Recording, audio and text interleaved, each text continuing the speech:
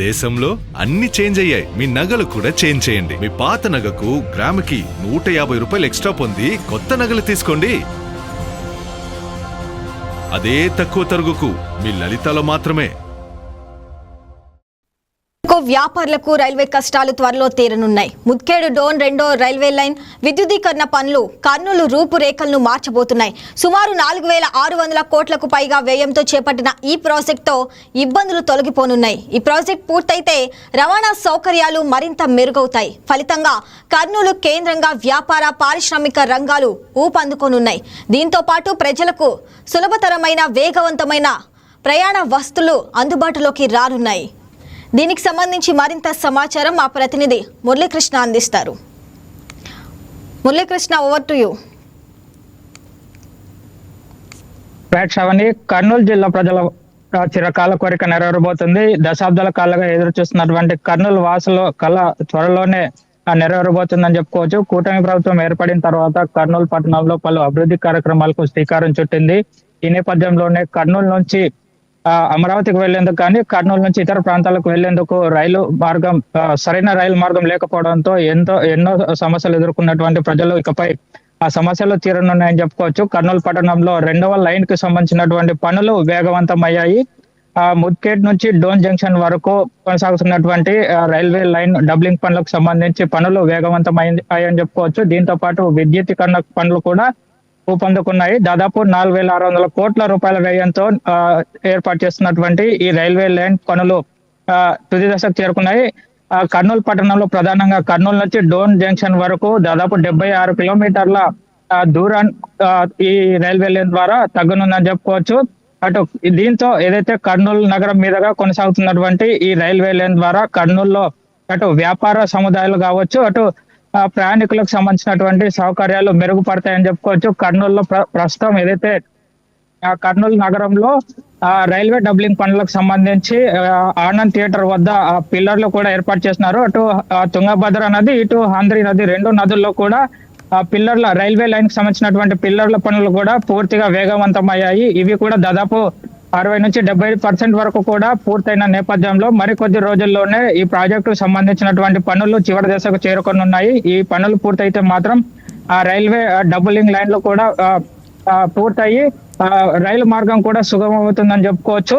ఇప్పటికే ఇక్కడ నుంచి డోన్ వరకు వెళ్ళాలంటే కూడా దాదాపు 2 గంటలు పట్టే సమయం ఇకపై ఆ సమయం కూడా పూర్తిగా తగ్గుతుందని చెప్పుకోవచ్చు. దాదాపు 2 గంటల సమయం కేవలం 1/2 గంట సమయంలోనే డోన్ పట్టణానికి చేరుకోవచ్చు. అక్కడి నుంచి విజయవాడ కూడా చేరుకునేందుకు కూడా అవకాశం ఉంటుంది.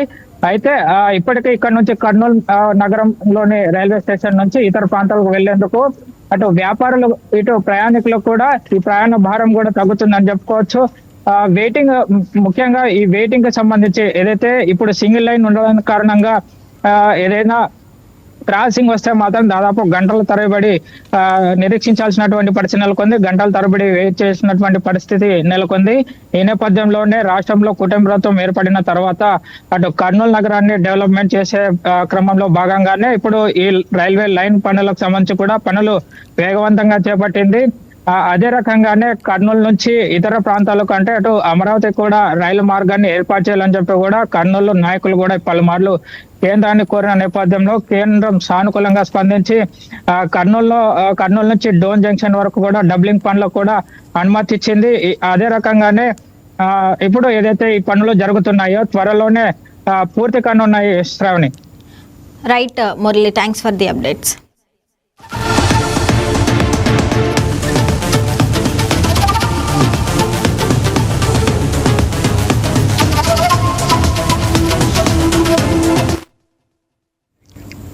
రెండు 2027లో జరగనున్న గోదావరి పుష్కరాలను దేశంలోనే అత్యంత వైభవంగా నిర్వహించాలనే లక్ష్యంతో ఆంధ్రప్రదేశ్ ప్రభుత్వం అడుగువేసింది. పుష్కరాలకు విచ్చేసే కోట్లాది మంది భక్తులకు ఎలాంటి ఇబ్బందులు తలెత్తకుండా ముందస్తు ఏర్పాట్లు చేస్తున్నారు. ప్రస్తుతం 150 కోట్ల పరిపాలన అనుమతులు కూడా ఇచ్చారు. ఈ నిధులతో గోదావరి పరివాహక ప్రాంతాల్లోని 6 ప్రధాన పట్టణాల్లో మౌలిక వస్తువులను అభివృద్ధి చేయడంతో పాటు పుష్కరాల నిర్వహణకు అవసరమైన ఏర్పాట్లు చేపట్టనున్నారు. పుష్కరాల ఏర్పాట్లపై మరింత సమాచారం మా ప్రతినిధి వర్మ అందిస్తారు. Varma, over to you. Sravani, ఏదైతే వచ్చే సంవత్సరం జూలై 2027లో జరిగేటటువంటి పుష్కరాలకి ముందస్తుగానే ప్రణాళికలు చేస్తూ అత్యంత ప్రతిష్టాత్మకంగా తీసుకుని ప్రస్తుతం ఆ పుష్కర పనులకి ముందే బిల్లులు చెల్లించే విధంగా కొంత నిధులు కూడా విడుదల చేస్తూ ఇప్పటికీ ప్రభుత్వం ఇప్పటికే 300 కోట్ల రూపాయలు పుష్కరాలకు విడుదల చేశారు. తాజాగా commission and director of municipal administration సంబంధించి 150 కోట్లని ప్రస్తుతం 6 ముఖ్య పట్టణాలకి విడుదల చేస్తూ తాజాగా ఒక జీవో విడుదల చేసిన పరిస్థితులు ఉన్నాయి. దానితో పాటు శరవేగంగా ప్రస్తుతం పుష్కర పనులకి సంబంధించి ఘాట్లలో అవ్వచ్చు, లేదంటే పుష్కరాలకి ముఖ్యంగా రాజమహేంద్రవరం కేంద్రంగా ఎక్కువ మంది పుష్కరాలకి లక్షల్లో అక్కడికి జనాలు వస్తారు కాబట్టి రాజమహేంద్రవరం మున్సిపాలిటీకి సంబంధించినంత వరకు 100 కోట్లు ప్రత్యేకించి రాజమండ్రి నగరానికి కేటాయించడం జరిగింది. ఇక మిగిలిన 50 కోట్లలో ఏదైతే కొవ్వూరు ఘాట్లకు సంబంధించినంత వరకు 20 కోట్లు, నరసాపురానికి 15, అలాగే నిడదవోలుకి 7, అలాగే పాలకొల్లుకి సంబంధించి 5, మండపేటకు 3 కోట్లు, మొత్తం 150 కోట్లు. ఈ విధంగా 6 పట్టణాలకు సంబంధించినంత వరకు పుష్కర పనుల నిమిత్తం ముందస్తుగా, ఎందుకంటే పుష్కరాలకు వచ్చేటటువంటి భక్తులు ఎవరైతే ఉంటారో కోట్లాది మంది భక్తులు ఈసారి ఎక్కువగా వస్తారు ఖచ్చితంగా కూడా. ఏదో మహా కుంభమేళాన్ని తలపించే విధంగా ప్రస్తుతం ఈ పుష్కరాలు కూడా జరగబోతున్నాయని ముందస్తు అంచనాల ప్రకారం వాళ్ళకి తగిన సౌకర్యాలు ఏర్పాట్లు చేసే భాగంగా ఆ పనులకి ఈ నిధులను వాడాలంటూ కూడా ఉత్తర్వులు జారీ చేసిన పరిస్థితులు. ప్రస్తుతం పారిశుధ్యానికి సంబంధించి వాళ్ళు మౌలిక సదుపాయాలు, వాళ్ళకి కావాల్సినటువంటి తాగునీరు, అలాగే వైద్యం, ముఖ్యంగా రోడ్ల విస్తరణ, ఘాట్ల విస్తరణ, ముఖ్యంగా వాళ్ళకి ఆహారాన్ని పంపిణీ వ్యవస్థకు సంబంధించి కానీ పూర్తిగా ఈ నిధులన్నింటినీ గతంలో అయితే తాత్కాలిక ఏర్పాట్లు అయితే చేశారు. ఈసారి ఇంక 150 కోట్లు కూడా ఖర్చు పెట్టేటువంటి పరిస్థితులు పూర్తిగా కూడా ఇప్పుడు ఏవైతే ఏర్పాట్లు చేస్తున్నారో శాశ్వత ప్రాతిపదికన కూడా కొనసాగే విధంగా, అంటే పుష్కరాలు అయిపోయిన తర్వాత కూడా శాశ్వతంగా ఈ రాజమండ్రి నగరానికి కావచ్చు, ప్రధాన 6 పట్టణాలకు కూడా మరింత స్వభావాన్ని తీసుకొస్తాయని కూడా ప్రస్తుతం అధికారులు అయితే చెప్తా ఉన్న పరిస్థితి అయితే ఉంది. రాజమహేంద్రవరం ముఖ్యంగా 100 కోట్లు తేవడంతో రాజమండ్రి నగరం పూర్తిగా కూడా రాబోయే రోజుల్లో కూడా మరింత ఆకర్షణీయంగా అందంగా కూడా తీర్చిదిద్దడానికి ప్రస్తుతం అధికారులు చర్యలు చేపట్టారు. దానిలో భాగంగానే పనులు ఇప్పటికీ జరుగుతున్న పరిస్థితి అవుతుంది. అయితే 150 కోట్లు ప్రస్తుతం ప్రభుత్వం విడుదల చేయడంతో ఈ అభివృద్ధి పనులకు సంబంధించినంత వరకు ఒక ప్రణాళిక ఇప్పటికే రెడీ చేశారు. దానిలో భాగంగానే వీటిని శాశ్వత ప్రాతిపదికన ఏవైతే సౌకర్యాలు ఏర్పాటు ఉంటాయో అవి నిత్యం కొనసాగేలాగా కూడా చేస్తే ఈ ఇప్పటికి కేటాయించినటువంటి డబ్బులు వ్యర్థం కాకుండా ఉండాలి అని కూడా అధికారులు ఆలోచిస్తూ తగిన ప్రణాళికలు చేస్తున్నారు. పుష్కరాల నిమిత్తం ఒకవైపు సౌకర్యాలు కలగజేస్తున్నాయి, అటు తర్వాత రాబోయే రోజుల్లో కూడా శాశ్వత నిర్మాణాలనే శాశ్వత ఏదైతే పనులు చేసేటటువంటి కార్యక్రమంలో భాగంగానే ఇప్పుడు ఈ నిధులు అయితే ఖర్చు పెట్టాలని అధికారులు ప్రణాళికలు రిలీజ్ చేశారు. దానిలో భాగంగానే ముఖ్యంగా ఈ పనులన్నీ కూడా జరగబోతున్నాయి. ఏదేమైనా ఈ పుష్కరాలకి ముందస్తుగానే ఇప్పటికే 300 కోట్ల రూపాయలు వివిధ ఘాట్ల నిర్మాణానికి గోదావరి బండ్కి కేటాయించినటువంటి ప్రభుత్వం తాజాగా 150 కోట్లు కూటమి ప్రభుత్వం కేటాయించడంతో జిల్లా వాసులు అందరూ కూడా, ముఖ్యంగా పుష్కరానికి వచ్చేటువంటి భక్తులు అందరూ కూడా రాబోయే రోజుల్లో ముందస్తుగా ఇంతటి ప్రణాళికతో ముందుకెళ్తున్నటువంటి కూటమి ప్రభుత్వానికి అందరూ కూడా అభినందనలు చెప్తా ఉన్నారు. శాశ్వత ప్రాతిపదికన ఏవైతే నిర్మాణాలు చేస్తున్నారో వాటన్నిటి పట్ల ప్రభుత్వం చూపినటువంటి చొరవని మెచ్చుకుంటూ ఉన్న పరిస్థితులు అవుతున్నాయి. ఏవైనా ప్రభుత్వం కేటాయించినటువంటి ఈ నిధులతోటి పూర్తిగా కూడా ఆధ్యాత్మికంగా 2 తెలుగు రాష్ట్రాల్లోనే ఒక ప్రత్యేకమైన స్థానం సంపాదించినటువంటి రాజమహేంద్రవరం రాబోయే రోజుల్లో మరింత కాంతివంతంగా శోభిల్లుతుంది అన్నది ప్రస్తుతం తాజా ఈ ప్రకటన నిధుల విడుదలతోటి అర్థమవుతోంది. ఎంతో అత్యంత ప్రతిష్టాత్మకంగా ఈ పుష్కరాలు నిర్వహించడానికి ప్రస్తుతం ప్రభుత్వం ఏ విధంగా ఈ ప్లానింగ్ చేస్తుంది అన్నదానికి ఇది ఒక ఉదాహరణగా చూడాల్సి ఉంటుంది. Right Varma, thank you.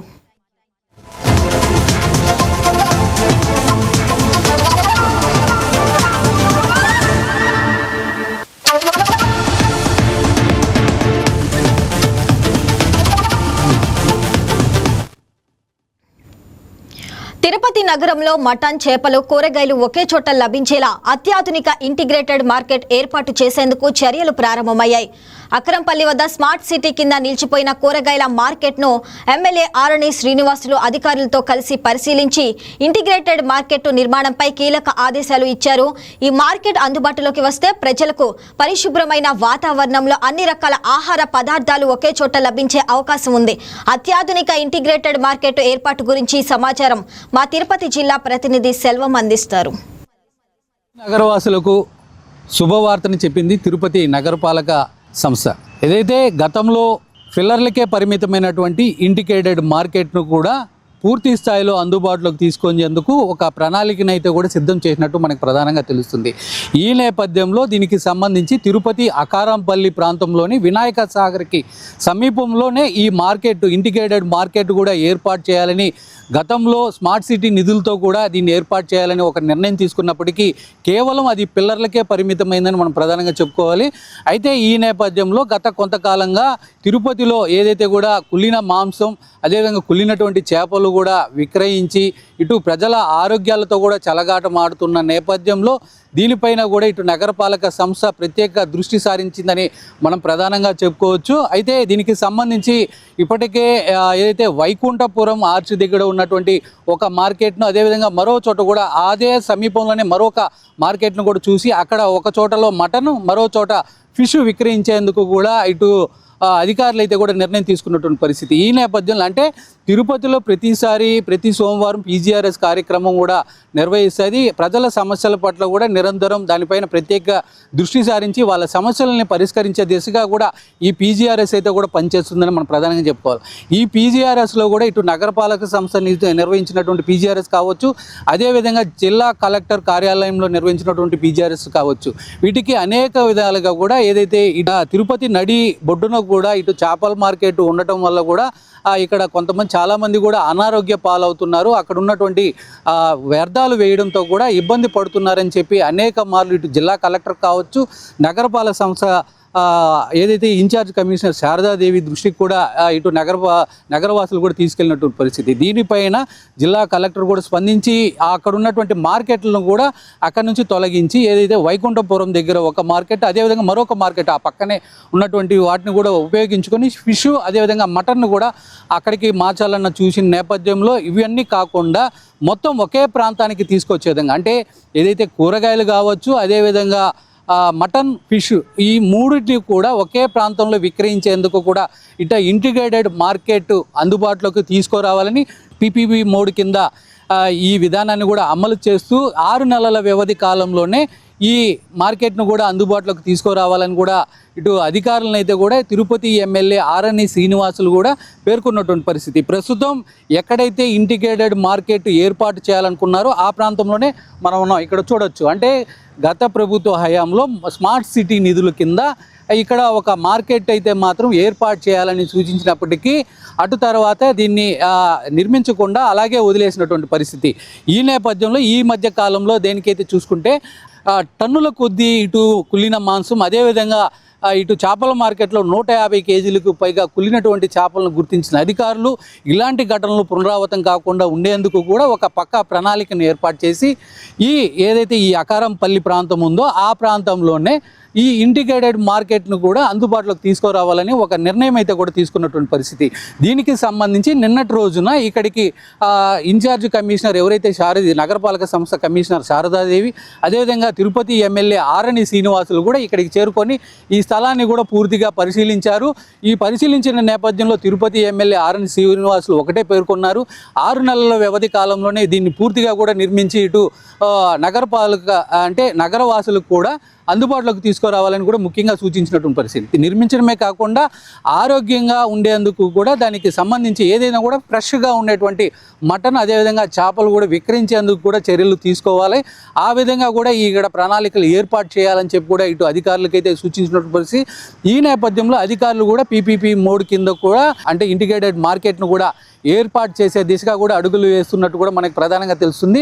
అన్నీ కనుక సవ్యంగా కుదిరితే మరో 6 నెలల్లో ఈ ఇంటిగ్రేటెడ్ మార్కెట్ కూడా అందుబాటులోకి రాబోతుందని చెప్పి కూడా మనం ప్రధానంగా చెప్పుకోవచ్చు. ఏదేమైనప్పటికీ కూటమి ప్రభుత్వం ఏర్పడ్డ తర్వాత తిరుపతిలో అత్యాధునిక వసతులతో కూడినటువంటి అనేక వసతులు ఏర్పాటు చేసే దిశగా కూడా అడుగులు వేస్తుందని కూడా మనం ప్రధానంగా చెప్పుకోవచ్చు. ఇది మొత్తానికి ఇక్కడ ఉన్నటువంటి పరిస్థితి.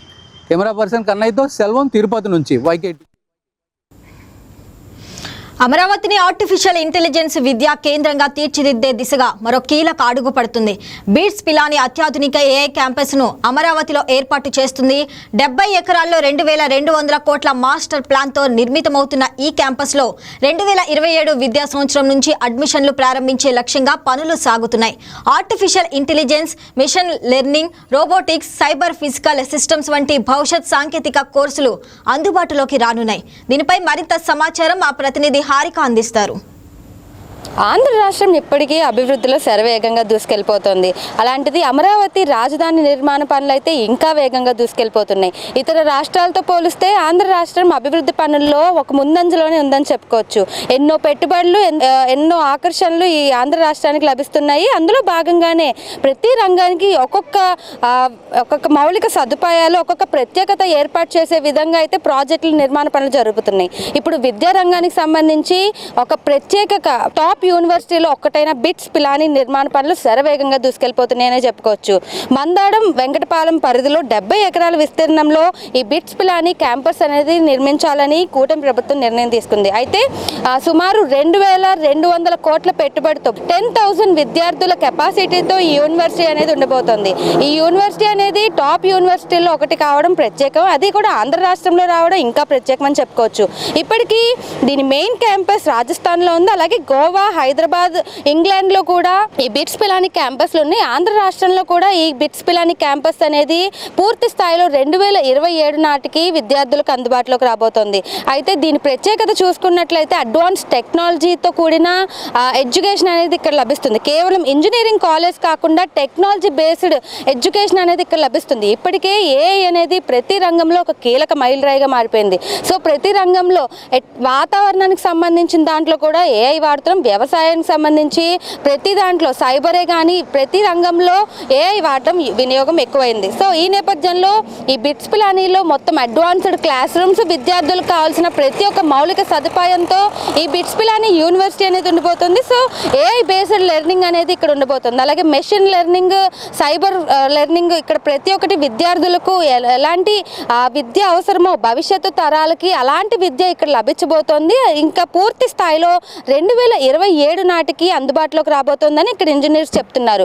ఇది 3 దశల్లో అనేది నిర్మాణ పనులు జరుగుతున్నాయి. మొదటి దశకి సుమారు 1000 కోట్ల వ్యయంతో ఇక్కడ నిర్మాణ పనులను స్టార్ట్ అవుతున్నాయి. 2027 నాటికి పూర్తి స్థాయిలో ఇక్కడ విద్యార్థులకి జాయిన్ అయ్యే విధంగా ఇక్కడ అందుబాటులోకి రాబోతోందని కూడా చెప్పడం జరుగుతుంది. ఇప్పటికే అమరావతిలో డెవలప్మెంట్ పనులు అనేవి శరవేగంగా జరుగుతున్నాయి. అలాగే విద్యారంగానికి సంబంధించి ఇక్కడ బిట్స్ పిలానీ రావడంతో కూడా ఇక్కడ ప్రత్యేక గుర్తింపు కూడా రాబోతోందని నిపుణులు చెప్పడం జరుగుతుంది. ఈ బిట్స్ పిలానీ మాత్రమే కాకుండా ప్రతి ఒక్క రంగానికి కూటమి ప్రభుత్వం ఎంతో ప్రత్యేకత వాల్యూ ఇవ్వడం జరుగుతుంది. సో దీని ద్వారా మనం అర్థం చేసుకోవచ్చు, నిర్మాణ పనులకు కూడా ఒక నిర్ణీత గడువు ఇవ్వడం జరుగుతుంది. ఈ గడువులోపు పూర్తి చేయాలని సుమారు 2027 నాటికి ఈ బిట్స్ పిలానీ అనేది పూర్తి స్థాయిలో అందుబాటు రావాలని, దీనికి తగిన ప్రతి ఒక్క ఏర్పాట్లు అధికారులు దగ్గరుండి చూసుకోవాలని కూడా సీఎం చంద్రబాబు నాయుడు ఆదేశాలు జారీ చేయడం జరుగుతుంది. దాని మీదే 3 దశలకు సంబంధించి ఒక టైం లైన్ అనేది ఏర్పాటు చేయడం జరుగుతుంది. దీని ద్వారా భవిష్యత్తు తరాలకు ఏఐ కానీ అడ్వాన్స్డ్ టెక్నాలజీ వినియోగంలో ఆంధ్ర రాష్ట్రం ఇంకా శరవేగంగా ముందుకెళ్లే విధంగా ప్రతి ఒక్క రంగంలో దానికంటే ఒక ప్రత్యేకంగా ప్రాజెక్టులు ఉండాలనే విషయం గురించి సీఎం చంద్రబాబు నాయుడు ఎప్పుడు పనిచేయడం జరుగుతుంది. సో దీనికి సంబంధించి ప్రతిసారి రివ్యూలు జరపడం, సమీక్షలు జరిపి అధికారులతో మాట్లాడి దానికి తగిన ఏర్పాట్లు తీసుకునే విధంగా, అలాగే మౌలిక సదుపాయాలు, దీని చుట్టుపక్కల కనెక్షన్స్ కూడా, రోడ్లు, అలాగే ట్రాన్స్పోర్ట్కి సంబంధించి కూడా ఇక్కడ డెవలప్మెంట్ అనేది శరవేగంగా జరిగిపోతుంది. కాబట్టి భవిష్యత్తులో ఆంధ్ర రాష్ట్రం అనేది ఒక నెంబర్ 1 స్థాయిలో ఉండబోతోంది. దానికి తగిన ఏర్పాట్లు కూడా కూటమి ప్రభుత్వం హయాంలో జరుగుతుందని ప్రజలందరూ ఆనందం వ్యక్తం చేస్తున్నారు. కేంద్రము రాష్ట్రం సమన్వయంతో ఎన్నో ప్రాజెక్టులు అనేవి ఇక్కడ రావడం జరుగుతుంది. 1000 కోట్ల పెట్టుబడులు ఇక్కడ గనక పెడితే ప్రతి ఒక్క జిల్లాకంటూ ఒక ప్రత్యేక గుర్తింపుగా ఒక ప్రాజెక్టులు అనేవి తీసుకురావడం జరుగుతుంది. దీంట్లో భాగంగా ఈ బిట్స్ పిలానీ కూడా ఒక ప్రత్యేక ఆకర్షణగా ఉండబోతోందని కూడా ప్రజలందరూ ఆనందం వ్యక్తం చేయడం జరుగుతుంది. వీడియో జర్నలిస్ట్ పవన్తో Harika, YK news, BITS Pilani నుంచి. భారత్లో వేగంగా అభివృద్ధి చెందుతున్న మెట్రోయేతర నగరాల జాబితాలో విశాఖపట్నం మరోసారి తన అగ్రస్థానాన్ని నిలబెట్టుకుంది. ఉద్యోగాల కల్పన, వలసల విషయంలో దేశంలోనే అగ్రగామిగా నిలిచింది. ప్రముఖ ప్రొఫెషనల్ నెట్వర్కింగ్ ప్లాట్ఫామ్ లింక్డ్ఇన్ విడుదల చేసిన నివేదికలో ఈ ఆసక్తికర విషయాలు వెల్లడయ్యాయి. ఈ జాబితాలో విశాఖ తర్వాత లూధియానా, సూరత్, వడోదర, ప్రయాగ్రాజ్ వరుసగా టాప్ 5 స్థానాల్లో ఉన్నాయి. దీనిపై మరింత సమాచారం విశాఖపట్నం నుంచి మా ప్రతినిధి దుర్గా ప్రసాద్ అందిస్తారు. ప్రపంచంలోనే అత్యంత ప్రతిష్టాత్మకమైన నెట్వర్క్ కలిగిన లింక్డ్ఇన్ అయితే తాజాగా ఒక సర్వే కూడా చేయడం జరిగింది భారతదేశంలో. మెట్రో సిటీ కావచ్చు, నాన్ మెట్రో సిటీ కావచ్చు, అంటే ఫాస్టెస్ట్ గోయింగ్ సిటీగా ఏది ఉంది, ఏ నగరం అభివృద్ధి చెందని చెప్పేసి కూడా ఒక సర్వే నిర్వహించడం జరిగింది. ఈ నేపథ్యంలో వారి యొక్క 2వ ఎడిషన్ ప్రథమంగా సర్వే చేసినప్పుడు భారతదేశంలోనే అత్యంత ఫాస్ట్ గా గ్రోయింగ్ సిటీగా కూడా విశాఖ తొలి జాబితా అయితే రావడం జరిగింది. మొత్తం దాదాపు 20 సిటీలను వారు సర్వే చేయగా అందులో టాప్ 10 సిటీలో టాప్ 1 గా అయితే విశాఖపట్నం ఫాస్టెస్ట్ గ్రోయింగ్ సిటీగా అయితే నంబర్ 1 ర్యాంక్ లో రావడం జరిగింది. అసలు విశాఖ వాసులు ఈ అవార్డు రావడం పట్ల లేకపోతే ఏ విధంగా విశాఖ గ్రోతింగ్ ఉంది, కూటమి ప్రభుత్వం అధికారికి వచ్చిన తర్వాత సిటీ ఏ విధంగా అభివృద్ధి చెందుతూ వారి మాటనే అడిగి తెలుసుకుని ప్రయత్నం చేద్దాం. చెప్పండి, అంటే ఇప్పుడు లింక్డ్ఇన్ అనేది చాలా పాపులర్ నెట్వర్క్, వాట్సాప్ ఇట్లాంటి నెట్లో లింక్డ్ఇన్ చాలా అందరూ తెలిసింది యంగ్స్టర్స్. సో అదొక సర్వే చేసింది, దాంట్లో ఫాస్టెస్ట్ గ్రోయింగ్ సిటీగా టాప్ 1 లో విశాఖ ఉంది. ఒక వైజాగ్ గా విశాఖ అబ్బాయికి ఎట్లా ఉంది? చాలా ఆనందంగా ఉంది. వైజాగ్ అంత పెద్ద ఇదిగా సిటీ కింద నంబర్ 1 సిటీ కింద మారడం చాలా ఆనందంగా ఉంది. అదే ఇటీవలే చూసుకుంటే మనకి చంద్రబాబు నాయుడు గవర్నమెంట్ వచ్చిన తర్వాత మనకి ఎన్నో ఐటీ కంపెనీలు రావడం అనేది మనకి చాలా విశ్లేషంగా మారింది. అలాగే ఇప్పుడు మనకి ఆగస్టు 1వ తారీఖున మన నరేంద్ర మోడీ గారు ఇంటర్నేషనల్ ఎయిర్పోర్ట్ భోగాపురం ఎయిర్పోర్ట్ ని నిర్వహించడం అనేది అది కూడా మాకు చాలా గర్వదగ్గ విషయం కింద మారింది. ముందుకి ఇంకా మనకి మెట్రో అనేది కూడా వచ్చిన తర్వాత వైజాగ్ అనేది ఇంకా డెవలప్ అవుతుందని మేము అందరం ఆశిస్తున్నాం. ఇదే గానీ మన చంద్రబాబు నాయుడు గారి నాయకత్వం గాని ముందుకి కూడా ఇదైతే ఇంకా బెటర్ డెవలప్మెంట్ చూడొచ్చు అనేది మేము వైజాగ్ వాసులుగా మేము నమ్ముతున్నాము. అలాగే ఇదంతా కాకుండా ఇప్పుడు మన ఐటీ కంపెనీలు చూసుకుంటే హైదరాబాద్ లో ఉన్న బిగ్ 4 కంపెనీస్ లైక్ డెలాయిట్ గానీ మన KPMG గానీ ఇలాంటి పెద్ద పెద్ద కంపెనీస్ కూడా మనకి వైజాగ్ లోని పెట్టుబడులు చేయడానికి ముందుకు వస్తున్నారు. మన నారా లోకేష్ గారు వాళ్ళ పెద్ద వాళ్ళతో మాట్లాడి సో వైజాగ్ లోని పెట్టించడానికి ఏర్పాటు అది చేస్తున్నారు. ఇటీవలే మీరు చూసుకుంటే గూగుల్ డేటా సెంటర్ కూడా మనకి అభివృద్ధిని తెస్తుంది.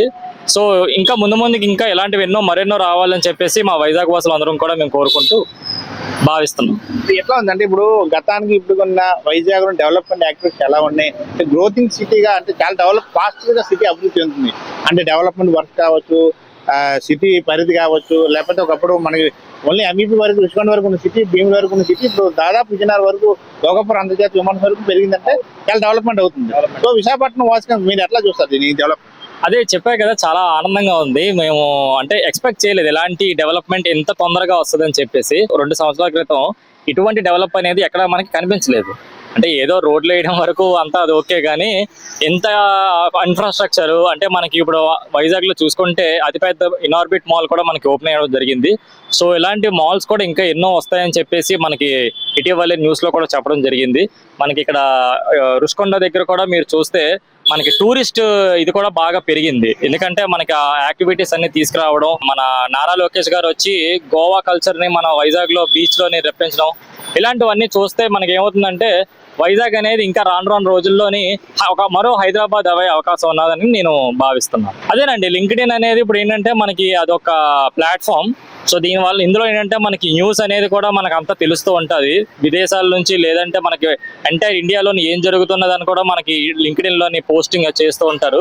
సో ఇందులో ఏంటంటే ఇటీవల ఇప్పుడు మన సార్ గారు చెప్పినట్టు మన వైజాగ్ సర్వే చేయడం అనేది అలాంటి విషయాలు కూడా ఇలా లింక్డ్ఇన్ లో మీరు తెలుసుకోగలరు.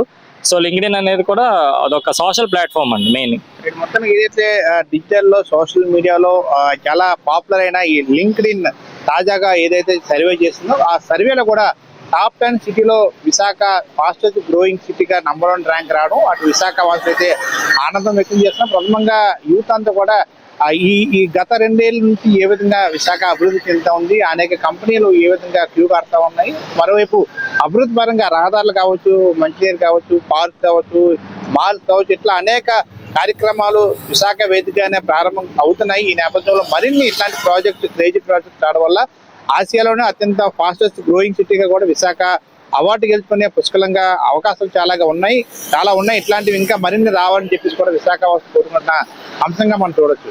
వీడియో జర్నలిస్ట్ శ్రీనివాస్తో దుర్గాప్రసాద్, YK న్యూస్, విశాఖ నుండి. నీట్ పరీక్షల్లో జరిగిన అవకతవకలపై జరుగుతున్న ఆందోళనకు సంఘీభావంగా విజయవాడ మాదిగ రిజర్వేషన్ పోరాట సమితి నిరసన కార్యక్రమం నిర్వహించింది. తుమ్మలపల్లి కళాక్షేత్రం దగ్గర అంబేద్కర్ విగ్రహానికి నివాళులు అర్పించిన దండోరా నేతలు నీట్ పరీక్షల నిర్వహణలో చోటు చేసుకున్న అవకతవకలపై కేంద్ర ప్రభుత్వం సమగ్ర విచారణ చేపట్టాలని డిమాండ్ చేశారు.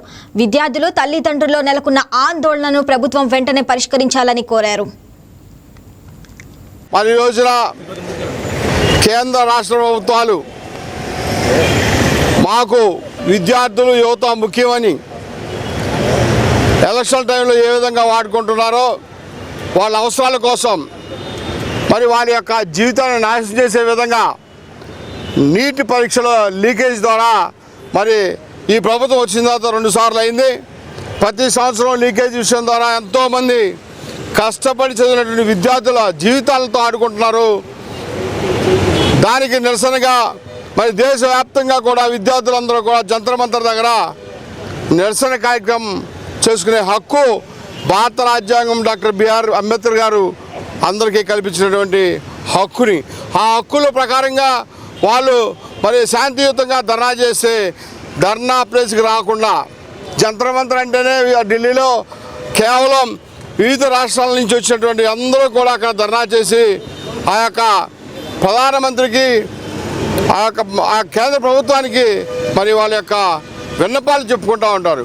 అలాంటి శాంతియుతంగా జరిగే విద్యార్థులను యువతల్ని మరి దారుణంగా అతి దారుణంగా మరి అది ఎంత దారుణంగా అంటే గుడ్డులు బాధినట్టు బాధి మరి కేంద్ర ప్రభుత్వం వాళ్ళు నియంత పాలన వాళ్ళు చూపించారు.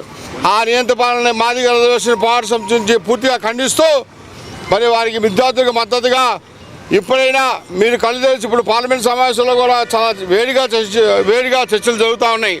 కేంద్ర మంత్రి స్వచ్ఛందంగా రాజీనామా చేసి క్షమాపణ చెప్పాలి. ఆ యొక్క చర్యలను వెంటనే దాన్ని తుదిపెట్టించాలి. ఆ యొక్క లీకేజ్ వాళ్ళని కఠినంగా శిక్షించే విధంగా చేయాలని చెప్పి మరి మాదిగ రిజర్వేషన్ పోరాట సమితి నుండి తీవ్రంగా ఖండిస్తూ ఉన్నాం. ఈ విధంగా చేయకపోతే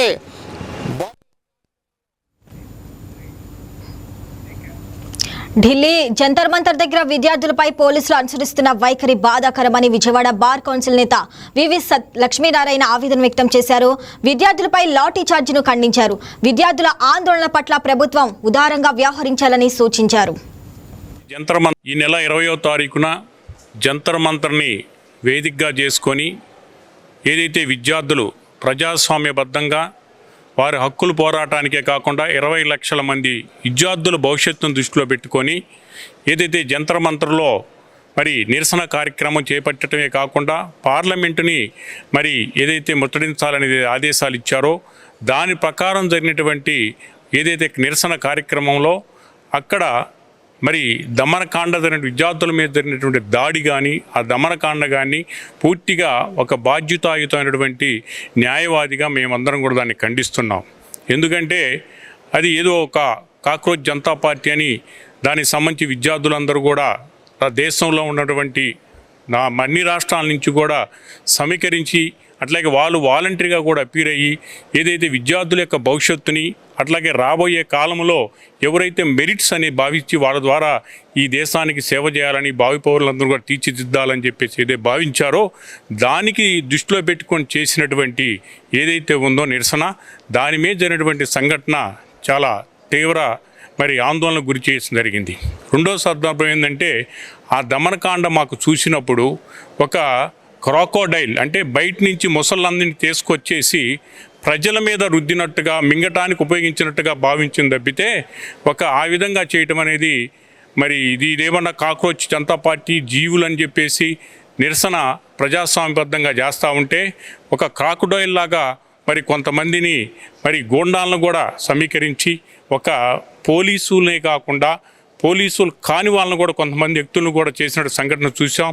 లాఠీలకిలో మరి ఏదైతే మేకులు గుచ్చి అట్లాగే గ్యాస్ ట్రైజర్స్ వదిలేసి అట్లాగే నిరసన వ్యక్తం చేసే విధానంలో ప్రజాస్వామ్యబద్ధంగా ఏ విధంగా స్పందించాలో గవర్నమెంట్ ఆ విధంగా స్పందించకుండా బాధ్యతను విస్మరించి రెచ్చగొట్టే విధంగా విద్యార్థులందరూ కూడా రెచ్చగొట్టే విధంగా మీటింగ్లు. బంగారం బ్యాంకులో ఉంటే అది మీ అప్పు, అదే శివ గోల్డ్ కంపెనీకి తీసుకొస్తే అది మీ పెట్టుబడి. తాకట్లో ఉన్న మీ బంగారాన్ని మేము విడిపించి ఈ రోజు మార్కెట్ ధర కొని స్పాట్లో మీ నగదు మీకు అందిస్తాం. ప్రతి నెల వడ్డీలు కట్టడం లాభమా లేదా ఇలా చేయడం లాభమా మీరే ఆలోచించుకోండి. శివ గోల్డ్ కంపెనీ, అప్పులేని ఆనందకరమైన రేపటికి సరికొత్త మార్గం. జస్ట్ ఒక కాల్ చేయండి. తాకట్లో ఉన్న మీ బంగారాన్ని విడిపించి ఈ రోజు మార్కెట్ రేట్కే కొనబడును.